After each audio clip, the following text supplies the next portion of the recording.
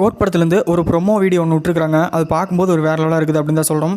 அதாவது இன்றைக்கி சாயந்தரம் 5 மணிக்கு ட்ரெய்லர் ரிலீஸ் ஆக போகுது அப்படின்னு சொல்லிட்டு ஒரு சின்னதாக ஒரு ப்ரொமோ கிளிப் ஒன்று விட்டுருக்காங்க.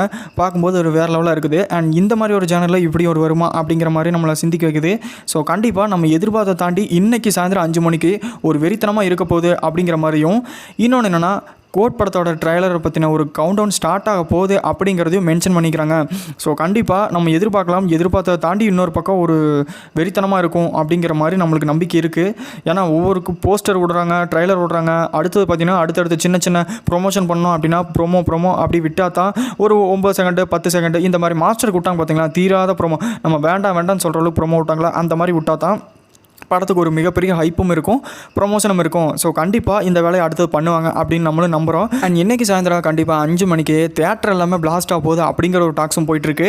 ரோனி தேட்டர் மெயினாக எல்லா பக்கமே ஒரு வெடித்தனமாக இருக்க போகுது. ஸோ ஈகலாக வெயிட் பண்ணுறோம். ஸோ நீங்கள் எத்தனை பேர் ஈகலாக வெயிட் பண்ணுறீங்க அப்படிங்கிற மறக்காம கமெண்ட்ல சொல்லுங்கள். லைக் பண்ணுங்கள், ஷேர் பண்ணுங்கள், நம்ம சேனலை மறக்காமல் சப்ஸ்கிரைப் பண்ணிவிடுங்க.